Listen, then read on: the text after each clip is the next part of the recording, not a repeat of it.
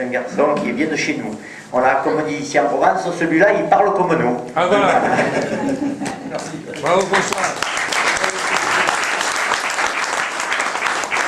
Merci Jean-Claude et merci au conseil municipal de Saint-Hippolyte de nous ouvrir sa grande mairie. C'est vraiment le centre du village puisque le bourg du village c'est la mairie, l'église et le cimetière. Alors si Jean-Claude, ma famille maternelle est de Beaume, le cœur est à Saint-Hippolyte et la famille de Votte est à Sarian, avec Henri Martin qui est un cousin, l'ancien maire du village. C'est une réunion qui n'est pas politique au sens partisan, et je n'ai pas l'étiquette UMP, même si j'en suis issu. Donc ce soir c'est une conférence débat, libre de ton, libre je dirais des sujets, et je sais que ce sujet, et l'islam en France, est un sujet un petit peu glissant, c'est un sujet tabou, et moi je considère que Nicolas Sarkozy a gagné en 2007 parce qu'il est allé au-delà de ce tabou. Et si on veut gagner en 2012, et si on ne veut pas que Martine Aubry soit la présidente de la République islamique de France, je pense que ce sujet-là, il va falloir le traiter au fond des choses. Et donc c'est pour cela qu'avec Guy, on a fait venir Sami Aldib, un professeur, mais je vais laisser Guy Bernard vous le présenter. Qui est Sami Aldib? Vous l'avez peut-être vu, mais je préfère vous le redire. Mais pour ça, il faut que je prenne le papier parce que on peut en oublier. Il est d'origine palestinienne, mais il est de nationalité suisse. Il est licencié docteur en droit à l'université de Fribourg. Il est diplômé en Sciences Po de l'Institut des hautes études internationales de Genève. Il est directeur de recherche à l'université de Bordeaux.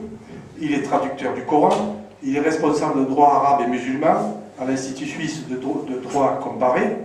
Et il fait des conférences, comme je vous le dis, dans le monde entier. Je crois que je vais peut-être oublier l'Italie. Vous avez aussi des cours à Palerme. Donc, vous voyez, j'étais sûr que j'en oublierais. Alors, voilà votre conférencier. Vous aurez la possibilité de poser des questions. Vous pouvez les poser en anglais, parce qu'il parle couramment. Vous pouvez le poser en italien, parce qu'il parle couramment. En arabe, parce qu'il parle couramment. Vous pouvez les poser en allemand, parce qu'il comprend l'allemand. Et puis, provençal bientôt. Mais il s'y met, là. Il arrive ce matin. Il est arrivé ce matin. Demain, il vous parle le provençal. Palestinien chrétien. Palestinien chrétien. Voilà. Donc, Sami, à toi l'honneur.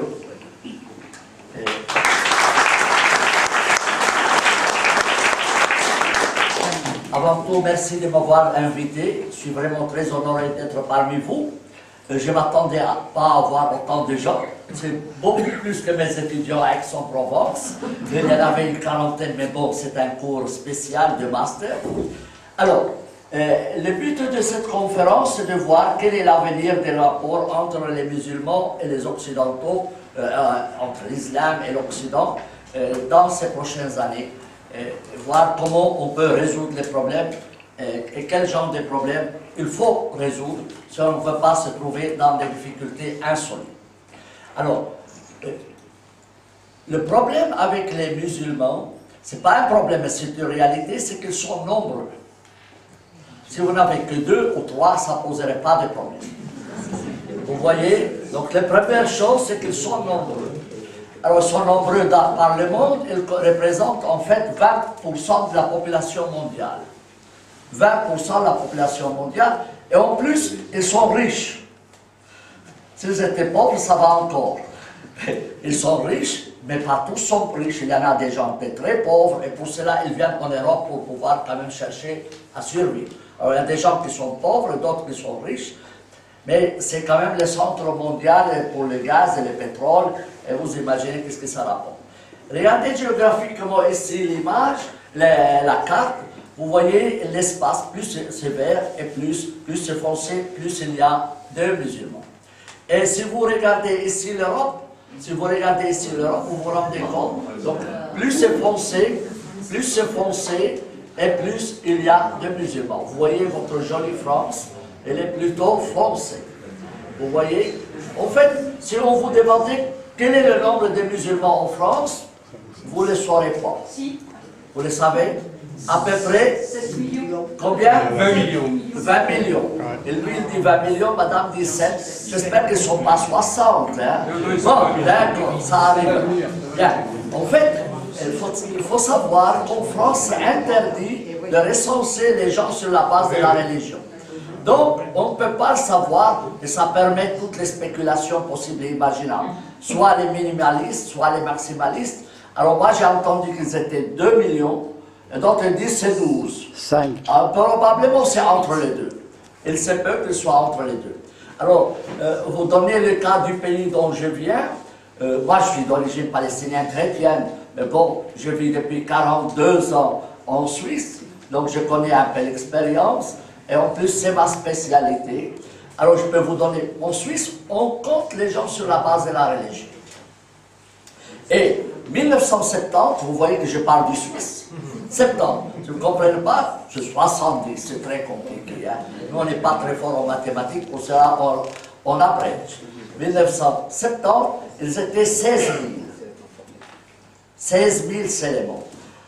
En l'an 2000, les derniers recensements sont devenus 360 000. Vous voyez, aujourd'hui même, on parle de plus, on parle même de 410 000, sans compter les sans-papiers. On dit que les sans-papiers seraient entre 200 et 300 000 personnes, dont la moitié seraient musulmans. Et c'est très simple. Chaque 10 ans, ils ont triplé. Par rapport aux années précédentes, si ça continue comme ça, j'avais écrit un texte, quelque chose, que si on continue comme ça, dans les 20 ans, on peut l'appeler République helvétique islamique. Sans rigoler. Si on continue comme ça, vu que les Suisses font peu d'enfants, et qu'il y a beaucoup de gens qui arrivent de l'extérieur. Bon, bref. Vous savez, le problème, ce n'est pas le nombre réellement. Le problème aussi, c'est l'importance que donnent ces populations à leur religion. Vous voyez, c'est que l'islam chez les musulmans est une identité. Est une identité. Et contrairement au christianisme, l'islam, c'est une religion légaliste. Et je vais vous expliquer de quoi s'agit-il, pour que vous vous rendiez compte. Je vous donne un exemple très simple et vous allez comprendre. Voilà, monsieur, vous conduisez de quel côté quand vous êtes en Suisse? Vous êtes en France, vous conduisez à droite, oui. N'est-ce pas? Très bien. Mais si vous allez en Angleterre, à gauche, vous n'allez pas poser de problèmes. Non. Vous n'allez pas dire Sarkozy est moins beau, plus beau que la reine d'Angleterre. Vous êtes d'accord? Ça c'est autre chose, on n'est pas sur les plans de la portée, mais vous allez dire les Anglais conduisent à gauche, je conduis à gauche, et si je conduis à droite. Vous êtes d'accord? Maintenant, en anglais, la même chose. Quand il vient en France, il conduit à droite sans poser des problèmes, mais quand il retourne en Angleterre, il va tout de suite conduire à gauche, sans poser des problèmes. Mais imaginez maintenant le cas suivant. Vous êtes un Anglais, vient en France, et il prétend que sa reine est plus jolie que Sarkozy. Et il a raison. Bon, je ne suis pas là pour faire un concours de beauté, mais il insiste qu'il doit conduire à gauche. Il insiste qu'il doit conduire à gauche. Le policier, les premiers jours, lui dit peut-être s'est trompé, il va se dire, peut-être s'est trompé de pays, on va les corriger. Première fois, il va, hop, bien fait. Le lendemain, il recommence à gauche. 3 jours après, à gauche. Premier jour amende, deuxième jour amende, troisième jour amende. Après, la police en a ras-le-bol.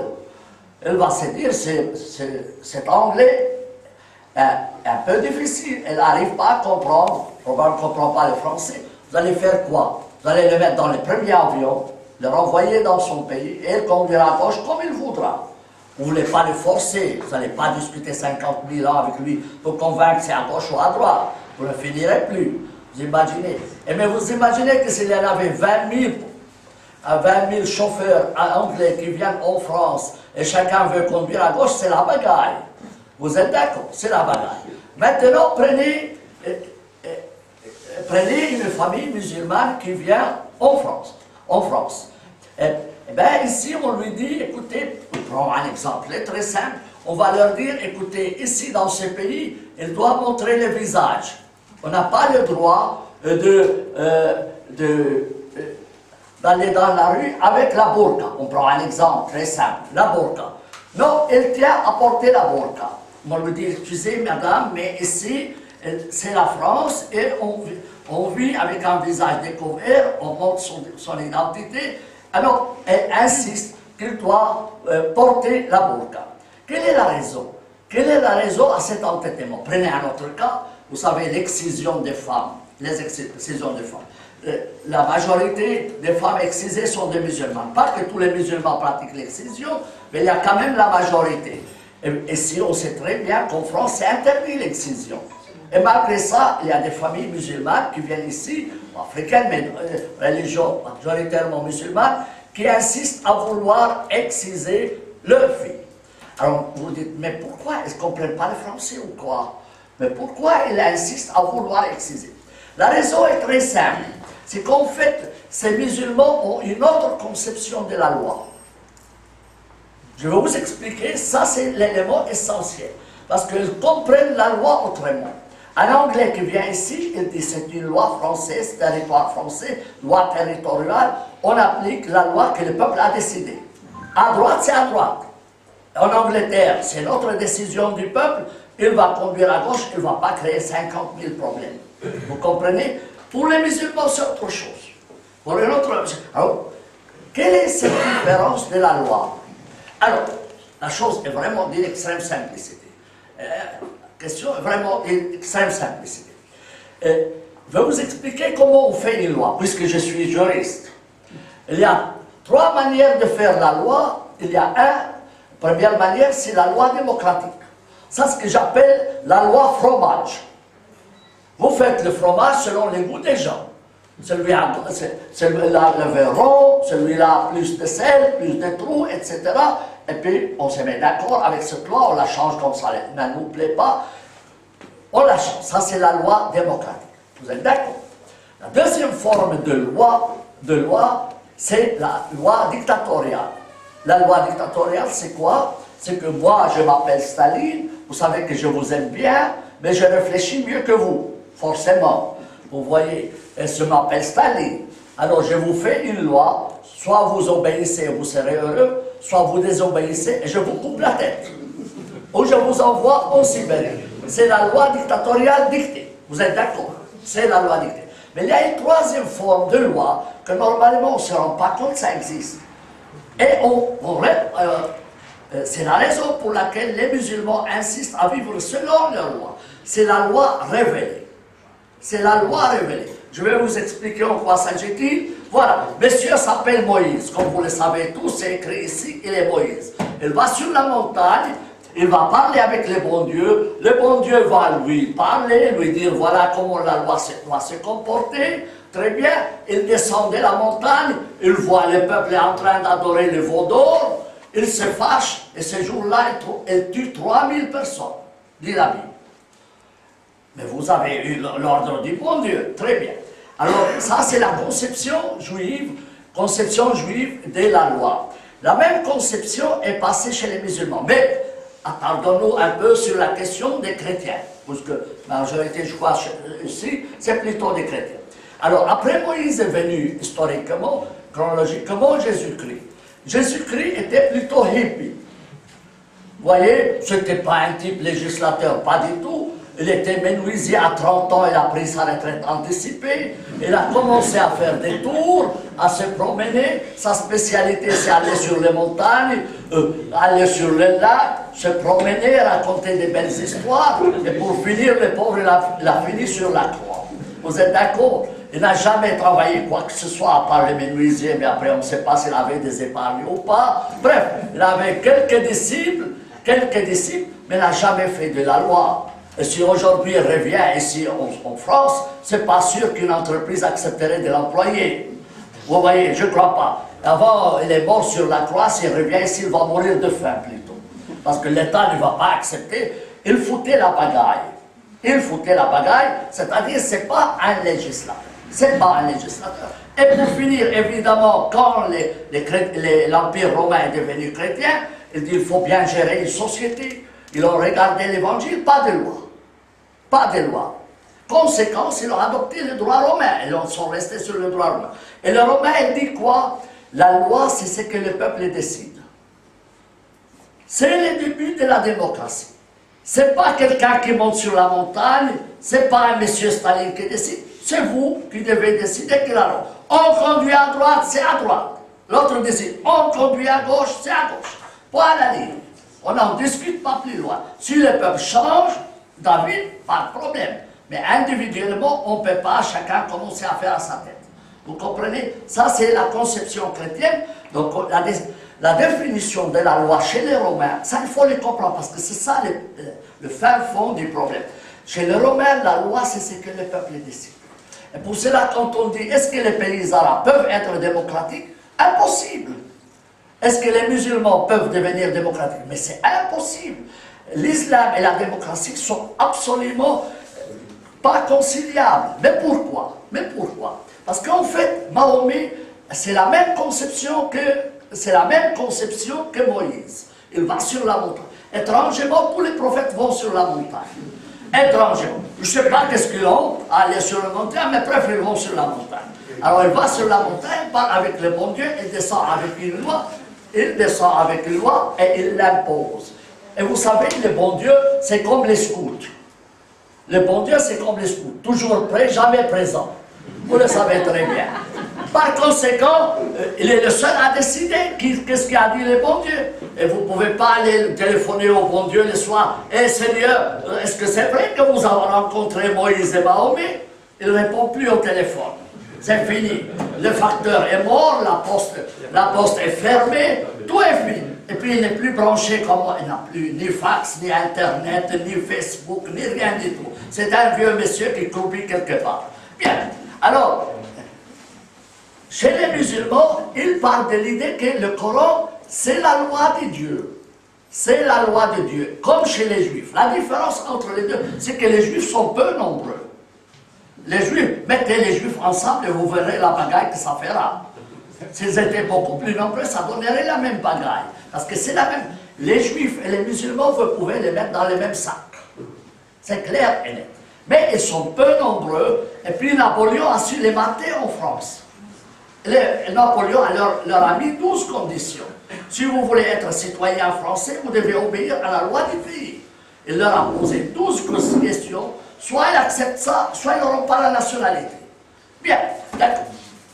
Alors, les musulmans partent de l'idée, ils partent de l'idée que cette loi est divine et que c'est la meilleure. Pas seulement ça, ils ont une autre conception qui s'appelle la personnalité des lois. C'est un peu compliqué, mais c'est simple à comprendre. C'est la personnalité des lois, ça veut dire chacun a sa religion et chacun sa loi. Alors, vous allez en Égypte, vous voulez divorcer, on va vous demander quelle est votre religion, vous dites je suis chrétien copte. Le juge va ouvrir la loi copte. Ici en France, vous avez une seule loi. En Égypte, vous en avez 14.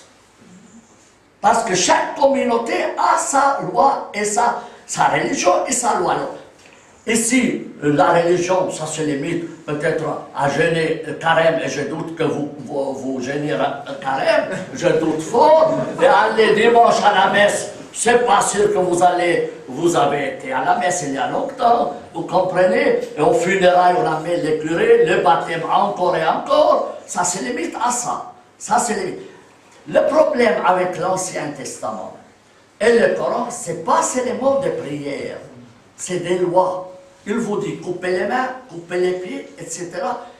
Et épouser 4 femmes, répudiation, des normes à ne plus finir.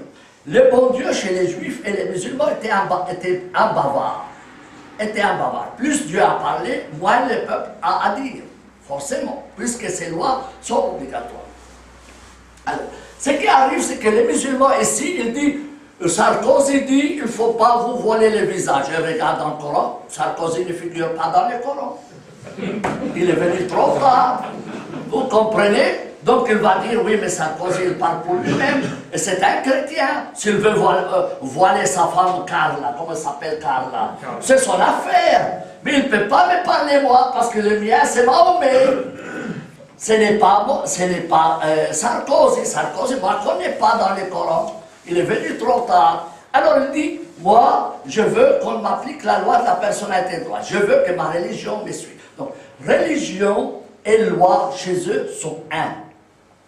Religion et loi sont un. Alors, ils entrent en France, pas seulement avec leur foi, prier, ça c'est pas un problème. Je n'ai pas de problème, encore que, on va en parler. Évidemment, si vous avez beaucoup d'employés et le mois de Ramadan, ils ne foutent rien, vous pouvez mettre la clé sous le paillasson à la fin du mois. Vous êtes d'accord? Ils vont demander aménagement du temps de travail. Et avec ça, vous êtes en faillite assez longtemps. C'est pas pour rien que les pays musulmans n'avancent pas économiquement. Aucun pays au monde ne peut se permettre 2 mois de vacances. Oui, la France, voilà. Et après, évidemment, vous allez vous plaindre. Bien. Alors, voilà les problèmes qui se posent. Alors, les musulmans, ils viennent chaque jour avec une nouvelle revendication. En réalité, l'islam a initialement interdit que les musulmans viennent dans les pays mécréants. Alors, la France est un pays mécréant pour eux, parce que le monde est divisé en deux. Les pays de la croyance, qui est l'islam, le pays de l'islam, et le pays de la guerre, qui est à conquérir. Selon la conception musulmane, l'islam doit dominer tout le monde. Pas parce qu'ils sont méchants, mais parce qu'ils estiment que l'islam c'est la meilleure des religions. Ça ne vous plaît pas, c'est votre problème, mais ce n'est pas le leur. Eux estiment toujours que l'islam c'est la meilleure des religions. Ils vont essayer de vous convertir à l'islam pour votre bien. Pour votre bien. D'ailleurs, vous aurez 4 femmes, vous n'avez pas à vous plaindre. Bon, ce n'est pas le problème des 4 femmes, comme vous le savez, c'est le problème des 4 belles-mères. Vous le savez très bien. Bien. Bref. Alors, chaque jour, ils viennent avec une nouvelle revendication. Bien. Alors, je vous ai dit, généralement, l'islam ne permet pas qu'un musulman vienne dans un pays mécréant. Parce que pour être un bon musulman, il faut 3 choses. Pour être un bon musulman, il faut 3 choses. Le chef de l'État doit être musulman. Sarkozy, il n'est pas musulman. Deuxièmement, la loi doit être musulmane. La loi française n'est pas musulmane. Troisièmement, le juge doit être musulman. Les 3 choses n'existent pas en France. Alors qu'est-ce qu'on dit? Pourquoi vous venez ici? Écoutez, ça s'appelle le cas de nécessité. Le cas de nécessité, je vais vous expliquer, c'est très simple. L'islam interdit de manger du porc. Vous êtes d'accord? Ou de boire du vin. Mais si vous n'avez rien à manger ou à boire, vous pouvez manger du porc et du vin, mais pas tous les porcs. Vous prenez juste ce qu'il faut pour que vous restiez en vie.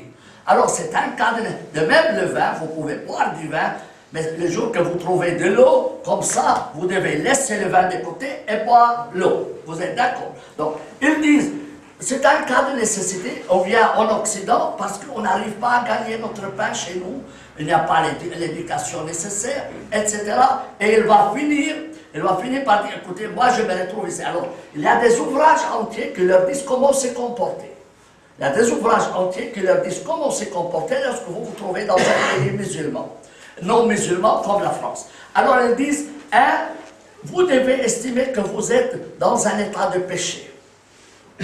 Vous devez estimer que vous êtes dans un état de péché. D'ailleurs, les Algériens, quand ils sont venus en France après la colonisation, ils ont cotisé pour qu'au cas où ils sont morts, ils soient enterrés en Algérie.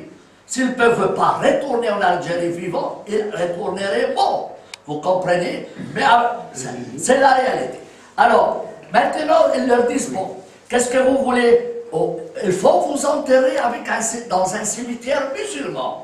Parce que si on vous enterre à côté d'un méchant chrétien ou quelque chose, voilà, un musulman épouse charmante dame chrétienne, elle vit avec elle 50 ans, elle va faire 10 enfants, quand elle meurt, ils ne peuvent pas être enterrés l'un à côté de l'autre. Ils ne peuvent pas, parce qu'elle est mécréante. Et dans la tombe, Dieu l'a punie. Dieu l'a puni dans la tombe. Et vous n'allez pas vous mettre avec quelqu'un qui toute la nuit, le diable est en train de la battre nuit et jour. C'est ce qu'il dit le droit musulman. Et les morts entendent chez les musulmans. Alors pourquoi avoir un voisin terrible comme ça? Donc, il dit, pourquoi elle ne peut pas... Elle est mécréante, mais vous aurez dû vous rendre compte du premier jour, non? Elle a vécu 50 ans, bref. Alors, les musulmans arrivent là avec des revendications. On leur dit, essayez aussi de vivre votre loi religieuse qui est une loi, contraire au droit français, au plus près de vos possibilités. Alors, vous savez, vous mangez des saucissons, messieurs, certainement. Comment vous mangez un saucisson? Vous allez le couper en tranches. Si vous avez jamais le malheur d'avaler tout le saucisson comme ça, vous allez vous étrangler. Vous êtes d'accord? Donc, la politique se fait saucissonnage. Alors, les musulmans arrivent chaque jour avec une nouvelle revendication. Peuvent d'un jour à l'autre, peuvent pas demander d'un jour à l'autre d'appliquer l'entièreté du droit musulman. Vous voyez, évidemment, les Français, mais écoutez, ce n'est pas votre pays. À la fin, ils disent, non, ça devient notre pays, puisqu'ils ont obtenu la nationalité française. Vous avez le défaut ici en France, c'est que, contrairement à la Suisse, avant de devenir Suisse, il faut des années. Il faut des années. Vous, c'est vraiment la passoire, hein? N'importe quelle famille passe par les trous. Vous êtes d'accord? Et après, vous vous étonnez, mais qu'est-ce que c'est pas? Chez nous, en Suisse, il faut passer par des examens, etc. Et encore, s'ils veulent, chez vous, on a accepté. J'ai rien contre l'acceptation, mais il faudrait aussi mettre des conditions. Vous dites, chez nous, on conduit à droite. Est-ce que vous acceptez de conduire à droite? D'accord. Mais si vous tenez à conduire à gauche, non. Chez nous, on ne porte pas la burqa. Il faut mettre les conditions du début. Vous ne pouvez pas après coup commencer à leur dire après avoir donné la nationalité. Il faut le donner les conditions. Voilà, un musulman vient lui dire la nationalité française. Très bien. Supposez que vous allez vous marier avec une chrétienne. Oui, pourquoi pas. Et si vous avez une fille, est-ce qu'elle peut épouser un chrétien? Non. Comment c'est fait dire? Parce que chez nous, on prend, on ne donne pas. Et oui, vous savez, c'est pas pour rien que les Arabes écrivent de droite à gauche. Pour ça, pour moi. Ils prennent, ils ne donnent pas. Alors, dans ce cas-là, vous dites, dans ce cas-là, vous discriminez. Vous discriminez. Si vous prenez, vous devez aussi donner. Si vous prenez, vous devez aussi donner. Et s'il dit, non, non, j'accepte pas que ma fille musulmane épouse un chrétien. Vous dites, pas de problème. Allez demander la nationalité en Arabie Saoudite. Il n'y a pas de problème. Une femme qui tient ici à porter le niqab, mais je ne peux pas, j'ai pas le temps à discuter avec elle, comme le chauffeur qu'on conduit à gauche. Il n'y a aucun problème. Si votre conscience vous impose à porter le niqab, je vous mets dans un avion, je vous parachute dans vos pays d'origine. D'ailleurs, ils ont déjà les parachutes sur le dos. Donc ça va vous épargner cela. Et des gens insistent à vouloir prier dans les rues. Mais je n'ai rien contre la prière. Mais la prière, ce n'est pas la rue, parce que la rue appartient à tous. Et vous allez discuter. Mais c'est rien. Ça ne sert à rien. Vous voyez, ça ne sert à rien. Vous prenez 4 cars, vous remplissez, vous les mettez dans l'avion, au revoir. Ça ne leur plaît pas, elle dit c'est contre la liberté religieuse, mais pas de problème. Rien ne vous empêche de demander l'asile politique en Arabie Saoudite. Elle vous les donnera, comme ça vous êtes près de Mahomet. Dieu pour tous, chacun pour soi et Dieu pour tous. Et tout le monde est heureux. C'est le problème de la fermeté. C'est le problème de la fermeté. Il y a un proverbe arabe qui dit, on dit à Pharaon. Pharaon, c'est le modèle du tyran. Pharaon, en arabe, c'est le modèle du tyran. Pharaon, qui t'a rendu Pharaon? Il a répondu, personne ne s'est opposé à moi. Si vous laissez faire, écoutez mesdames, si jamais vous vous promenez dans les rues toutes nues, ne vous étonnez pas qu'on vous viole. C'est normal. Aucune assurance au monde ne vous paye si vous laissez la porte ouverte. Mais aucune, quels que soient les primes que vous payez. Les musulmans, c'est une religion virile. C'est une religion virile. C'est normal qu'un monsieur fort mange un poulet. Ce n'est pas les poulets qui mangent l'homme. Si vous vous laissez manger, mais vous mangerez volontiers. Il dit, il s'est laissé manger, ce n'est pas ma faute. Vous comprenez? C'est ça le problème. C'est pas par méchanceté. Alors on dit en arabe, si vous construisez un mur très bas, c'est tout le monde qui saute. Alors la fermeté est nécessaire. Et c'est même honnête. Les musulmans ne respectent que les gens qui ont des principes. Et ceux qui n'ont pas de principes, ils se laissent avoir, pourquoi pas? Pourquoi pas? C'est tout à fait normal. C'est pas mal. C'est normal, vous allez au magasin, vous achetez un poulet. Mais vous avez vu un jour les poulets aller au magasin, vous achetez vous? Non, parce que vous êtes plus fort. Vous voyez les problèmes. Alors, comment on va résoudre les problèmes avec la communauté musulmane? Comment on va résoudre les problèmes avec la communauté musulmane? Sachez qu'on a les mêmes problèmes dans les pays arabes. Les mêmes problèmes que vous avez avec les musulmans, on les a chez nous dans les pays arabes. Parce que les islamistes, ils disent nous voulons appliquer la loi de Dieu. Et puis l'État, la loi de Dieu, c'est quoi? Couper les mains, couper les pieds, lapider, voire même le retour à l'esclavage. Il y a des ouvrages qui les disent, encore il y a des vidéos qui les disent. Bien, alors, c'est ça les problèmes. Et les problèmes vont se trouver ici. La même chose. Alors, on dit comment on va résoudre les problèmes avec les musulmans. Alors, écoutez les religieux, ils sont très sympathiques. Ils vont dire, on va faire le dialogue interreligieux. Dialogue, vous savez, le dialogue interreligieux, j'ai participé à un grand nombre. Ça sert seulement à voyager et à manger.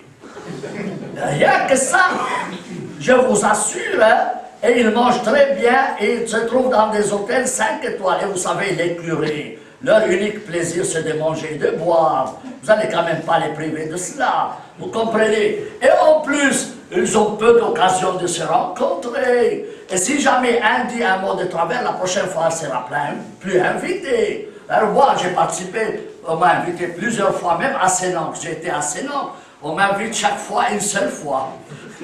Seulement une fois, parce que moi, je n'ai pas la langue dans ma poche. La prochaine fois, on dit, vous n'êtes pas invité, on regrette. On regrette. Mais heureusement, il y a assez d'organisations. Avec chacune, une fois, j'ai du travail jusqu'à la fin de ma vie. Bien, alors le dialogue interreligieux n'a résolu aucun problème. Prenez les mariages mixtes. Les mariages mixtes entre musulmans et non-musulmans, depuis 60 ans qu'on dialogue, même plus, on n'a pas bougé d'un seul millimètre. Prenez la liberté religieuse, on n'a pas bougé un seul millimètre. Regardez la burqa. Moi, j'ai entendu un en France qui est en train d'aller chez les femmes, il leur dit portez la burqa, s'il vous donne une amende, je la paye moi. Mais c'est quoi ça? C'est une incitation à la violation de la loi. Moi, si j'étais le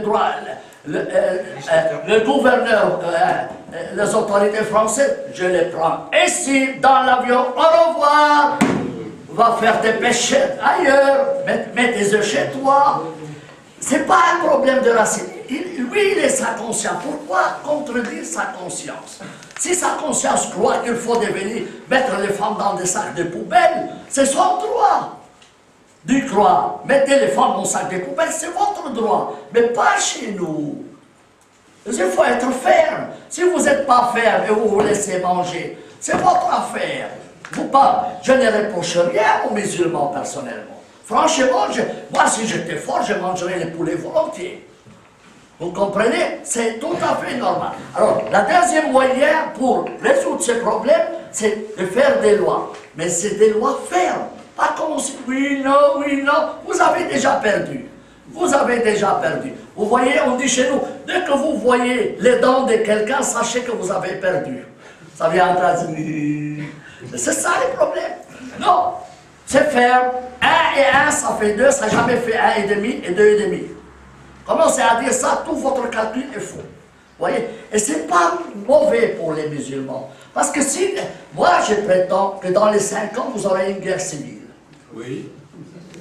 Je le prétends, je suis connaisseur du droit arabe et musulman. Je sais de quoi. Vous êtes les conférenciers au moins. Mais bon. Bref.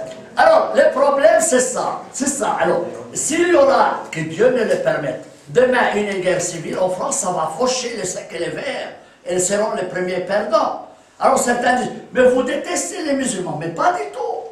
Mais pas du tout, je ne déteste pas les musulmans. Le Christ m'a demandé d'aimer mes ennemis, mais pas de me faire aimer par mes ennemis. Et ce n'est pas une haine. Il ne faut pas l'interpréter dans ce sens, c'est plutôt par amour pour les musulmans. On leur dit, il y a un chemin. Il y a un chemin, et le chemin c'est droit, et on le prend ou on le laisse. La France, on l'aime ou on la laisse. Qu'est-ce qu'il y a comme haine? En Suisse, si moi je viole le droit suisse, je passe en prison. Quelle que soit ma religion, pourquoi je dois faire des exceptions à ceci ou là? Est-ce que je serai moi républicain? Non. Moi j'ai voté par exemple contre les minarets. On m'a dit vous êtes contre l'islam. Mais pas du tout. La Constitution vous garantit de prier mais pas de crier. C'est clair et net. Vous voulez prier, vous priez, mais pas question d'aller sur les minarets et réveiller tout le monde.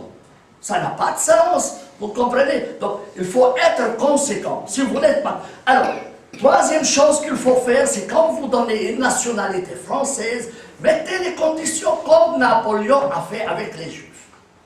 Napoléon était ferme avec les Juifs, il a obtenu ce qu'il a voulu. Il en a mis 12 conditions, vous pouvez les lire sur mes textes, comme vous voulez. Vous voyez, il faut... Maintenant, l'asile politique, la même chose. Les conventions sur les réfugiés disent clairement, un réfugié qui vient dans un pays s'engage à respecter la loi du pays. Est-ce que ces conventions, c'est au contraire qui sèment la haine, comme disent les messieurs? Non. Parce que si vous allez... Demain, un Anglais qui vient en France, qui tient à conduire à gauche, je ne le contredirai jamais. Tout simplement, je les mets dans l'avion, je les renvoie chez vous. Vous venez chez quelqu'un, voyez-vous, vous venez chez moi, vous êtes très bien. Voilà, je suis chez messieurs, je viens avec mon âne. Écoute, tu fais une exception pour moi, j'entre au salon avec mon âne. Mais ça ne va pas, messieurs, mais ça ne va pas. Vous êtes venus chez moi, vous êtes les bienvenus à table, mais l'âne, c'est l'écurie. C'est normal. Si vous laissez une exception à lui, à moi et à Mélan, et demain il va entrer avec un troupeau d'ânes, vous allez vous en sortir comment? Donc, moi, ce n'est pas la haine que je prêche. Moi, je prêche la cohérence. La cohérence. Si vous n'êtes pas cohérent, vous êtes cuit. Vous êtes cuit. Et les musulmans seront les premiers perdants. Ça serait les premiers perdants. Alors sachez que l'islam dit qu'en fait il faut grignoter les terrains. Il faut grignoter les terrains.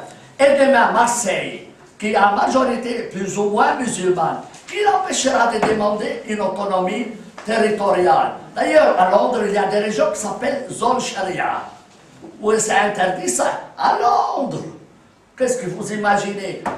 Le droit musulman dit que tout pays où l'appel à la prière a été lancé une fois devient terre d'islam. Elle doit être dans les pouvoirs des... Il faut trois choses. Gouverneur musulman, donc Sarkozy doit être musulman. Le juge musulman et la loi musulmane. Et s'il n'arrive pas, c'est la sécession. C'était arrivé au Kosovo. Et au Kosovo, les musulmans devenus majoritaires, alors que la terre était plutôt chrétienne, ils ont dit on se sépare. Comme ça, ils ont le chef avant tout musulman. Vous comprenez? Donc, dire que c'est de la haine, comme dit monsieur, c'est se mettre la tête dans le sable comme les autruches. Et c'est lui qui met la tête dans le sable et se fait couper la tête. C'est clair et net. Donc, interpréter ça comme étant une haine, c'est vraiment ne pas vouloir la réalité. Et après, on paye les pots cassés. C'est ça le problème. Et je peux vous assurer que si jamais, que Dieu ne le permette, demain il y a une guerre civile en France, et je prétends qu'il y a plusieurs pays occidentaux qui seront menacés de guerre civile, ça sera catastrophique. Pas seulement pour vous, évidemment pour vous, mais aussi pour eux. Donc c'est pas charitable de laisser. Vous voyez, si vous voyez quelqu'un devant lui une peau de banane, vous dites, écoutez, il y a une peau de banane, faites attention, on va glisser tous ensemble. On est tous dans les mêmes bateaux. Moi, je ne vais pas me prolonger. Je crois que j'ai abusé de votre bonté. Il y a même un monsieur qui a cru entendre, probablement, il ne veut pas entendre. Il n'y a pas plus sourd que quelqu'un ne veut pas entendre. Vous voyez? Moi, je n'ai pas peur de vous. Pour cela, je vous ai dit ce que je pense. Enfin, et vous ne devez pas avoir peur de moi. Posez les questions que vous voulez et j'essaie de dialoguer. Aujourd'hui, Carpentras et le comte Tavenessin, on ne sait pas le chiffre, il y a 10, 20, 30% de la population qui est musulmane. Demain, un de même proche, dans 10 ans, dans 20 ans, si Carpentras devient une ville comme Rotterdam, 47% de la population est musulmane, le maire est musulman. La capitale de l'Europe, Bruxelles, il y a des quartiers entiers, et à un moment donné j'y allais beaucoup, je peux vous dire, il y a des quartiers, je me pose la question si je suis à Casablanca ou si je suis à Bruxelles. Demain, Samy, que serait le comte Tavenessin dans 20 ans, dans 30 ans, si ce pays-là, qui est majoritairement musulman, comment on va vivre? Écoutez, je vais répondre en deux parties à cette question. Un, je vous invite à ne pas être tiède. Renez tiède. Prenez position. Hein? Je vous rappelle cette parole de l'Apocalypse que j'ai retenue. Vous savez, j'ai voulu devenir curé quand j'étais petit. Je voulais devenir curé. Et puis, ils ont trouvé que je n'étais pas tout à fait normal, ce que je comprends. Mais j'ai quand même un petit frère cadet qui est prêtre en Palestine. Alors, on m'a appris quand j'étais jeune, cette fameuse phrase, je ne savais pas d'où ça venait. On me l'a répété souvent, les curés me l'apprenaient. Et puis j'ai trouvé après, c'était dans l'Apocalypse, j'étais trouvé ni chaud ni froid.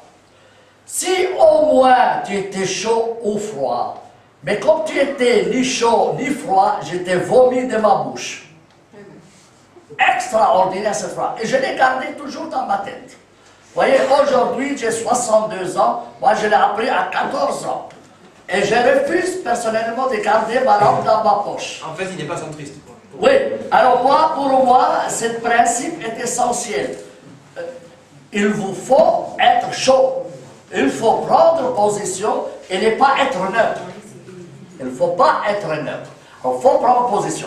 Alors, ce qui se passe, c'est que si demain, votre région deviendrait majorité musulmane, je vous répondrai ce que disait un membre de la communauté musulmane de Roubaix à un journaliste, ça se trouve sur vidéo, c'est pas moi qui l'ai dit. Si jamais nous devenons majoritaires, c'est la charia qui s'applique. Et il a ajouté, j'ai rien contre le fait de couper les mains, couper les pieds et de lapider. Il l'a dit.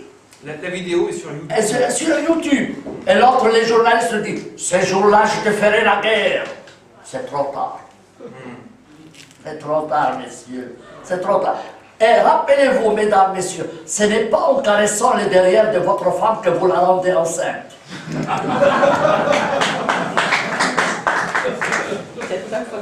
Ça, il faut retenir bien.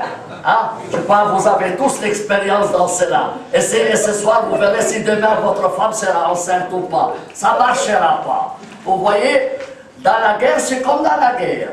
Vous comprenez, il faut faire, oui, il faut être ferme dans les positions. Et c'est pas demain, c'est pas demain. Demain, vous vous réveillerez, c'est trop tard. C'est aujourd'hui qu'il faut mettre les jalons de la vie de demain. Demain, c'est la fête de ce que vous avez fait aujourd'hui. Et aujourd'hui, il faut mettre les points sur les i. Clair et net. Personnellement, je considère ça, c'est un acte de charité même à l'égard des musulmans. Même à l'égard des musulmans. Parce qu'il y a beaucoup de musulmans qui ne sont pas d'accord. Alors vous allez me dire, oui, mais les musulmans sont pacifiques. Je suis d'accord. Il y en a beaucoup de pacifiques. Mais vous avez 1000 moutons qui sont dociles. Il suffit d'un seul berger malhonnête pour les amener tous à l'abattoir. Il suffit d'un seul berger malhonnête. Ses amis aussi, doux, il peut les amener à l'abattoir. Donc, le problème c'est quoi? Il faut former les imams en France. Et pas les former, il faut les formater. Pas les former, il faut les formater. Il faut renverser les systèmes. Il faut renverser. Pour cela, moi, j'ai déjà dit dans une vidéo que vous pouvez voir, j'ai dit, le Coran, ce n'est pas la parole de Dieu, c'est un livre qui a été écrit par un rabbin. Je le pense sérieusement. Parce que tant que vous dites que c'est le bon Dieu qui a dit ceci ou cela, c'est fini. Vous êtes cuits. Parce que le bon Dieu, on ne peut pas les contester. Il faut mettre les pieds sur terre. C'est un livre comme tout autre. Alors, j'exige une nouvelle définition de la révélation. Ce n'est pas la parole de Dieu à l'homme, mais c'est la parole de l'homme sur Dieu. Ça, c'est ma définition. Et nos universités, je peux vous dire, elles ne remplissent pas leurs devoirs. Moi, je peux vous le dire, les universités et nos politiciens n'attendent que la fin de leur salaire ou le deuxième mandat. C'est clair et net. Moi, je peux vous le dire, je suis là depuis 40 ans, j'enseigne depuis des années, et je sais de quoi je parle. C'est pas pareil, mais je dirais même par amour pour les musulmans, parce que c'est mes frères, comme vous êtes mes frères. Et ce n'est pas juste de laisser la terre glisser comme ça. Faites attention. Aussi pour eux, nous avons un devoir de charité à l'égard des musulmans. Il y a des femmes libérales qui demain seront obligées de porter le niqab, même si les musulmans soient soumises à la même loi. Là, ça ne poserait pas de problème. Les Italiens, Suisses italiens, même étant 5%, ils se croient égaux comme les autres et ils ne se plaignent pas. Le 20% suisse romand, Ils sont minoritaires, mais ils ne se plaignent pas. La majorité, 75%, ils sont majorité, mais ils ne vont pas essayer de mater les autres. Alors, pourquoi? Parce que tout le monde est d'accord de discuter avec les autres et d'accepter les mêmes lois de façon démocratique. Mais si vous avez 4 gaillards qui commencent à dire, moi je vais la burqa, je vais l'imposer même à la majorité, qu'il soit la majorité ou la minorité, c'est ça ce qui fait chier. Alors pour cela, j'ai dit qu'il faut expliquer aux gens, on a une loi et cette loi doit être... Alors je vais vous donner des cas concrets. Cas concrets. Burqa, le lendemain, vous prenez des charters, toutes les femmes qui ont la burqa, vous les mettez dedans, vous les parachutez. Deuxièmement, interdiction des cimetières religieux. Interdiction des cimetières religieux. Parce que la question des cimetières religieux, c'est de la discrimination. Avoir des cimetières religieux, c'est de la discrimination. 3, il faut empêcher et interdire la circoncision. Moi, je vous l'ai dit concrètement, je sais de quoi je parle. Parce que ça, c'est une marque religieuse, c'est une violation des droits de l'homme. Si quelqu'un a 18 ans, il peut se circoncire. Mais on devrait interdire la circoncision des enfants. 4, il faut interdire les prières de rue.